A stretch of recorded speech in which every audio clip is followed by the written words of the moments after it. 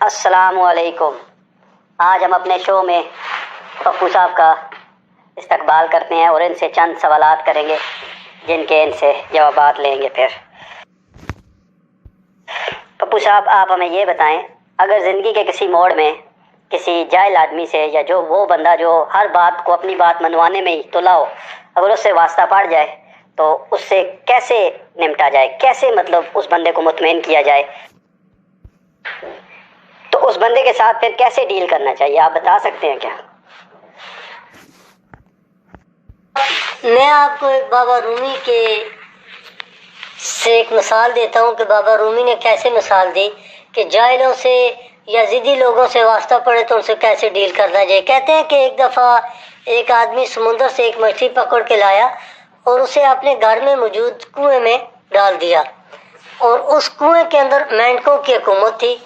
تو مینڈکوں نے دیکھا کہ ان کے اندر کچھ ایک نئی چیز آ گئی، تو سب ڈر کے مارے گھبرا کے دور چلے گئے۔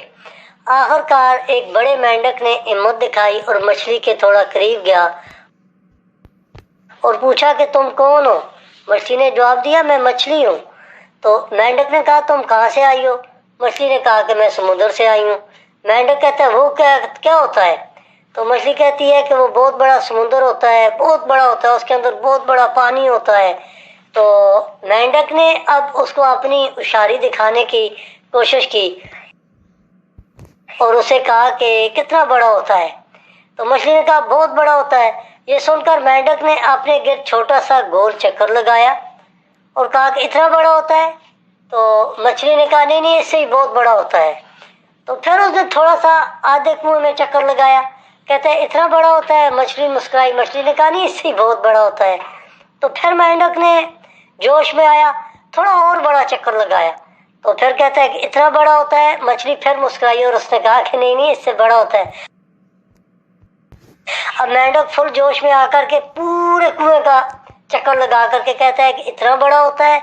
تو مچھلی نے پھر نفی میں سارے لایا اور کہا نہیں کہ اس سے بھی بہت بڑا ہوتا ہے۔ لیکن مچھلی اسے پھر آخر میں جواب یہ دیتی ہے تمہارا قصور نہیں ہے کہ تمہاری سوچ ہی اس کنویں تک ہے۔ تمہاری مینڈک کو کہتی ہے تمہاری سوچ ہی اس کنویں تک ہے، جو سمندر کا پانی ہے وہ بہت بڑا ہے، تمہاری سوچ اتنی محدود ہے۔ اس سے ہمارے معاشرے میں کچھ لوگ بھی ایسے ہی ہوتے ہیں جن کی سوچ اس کنویں کے مینڈک کے برابر ہوتی ہے۔ ان کو لگتا ہے کہ وہی اپنے عقائد میں، اپنی بات میں، اپنے نظریات میں سچے اور کھرے ہیں۔ ایسے لوگوں سے بحث یا لڑائی کے بجائے ان کو ان کے حال پر چھوڑا جائے اور ان کی سوچ پر مسکرا کر آگے نکل جائے تو یہ بہت اچھا طریقہ ہے۔ بہت شکریہ پپو صاحب، یہ تو آپ نے بہت ہی اچھی بات بتائی ہے، تو ہم سب بھی کوشش کریں گے کہ ایسے ہی زندگی گزاریں اور اس پہ عمل کریں۔ بہت شکریہ آپ کا۔ پھر ملیں گے اگلی دفعہ آپ سے کسی نئے سوالات کے ساتھ۔ بہت شکریہ آنے کا Pappu. Thanks for watching and don't forget to subscribe my name is Sid Lermak.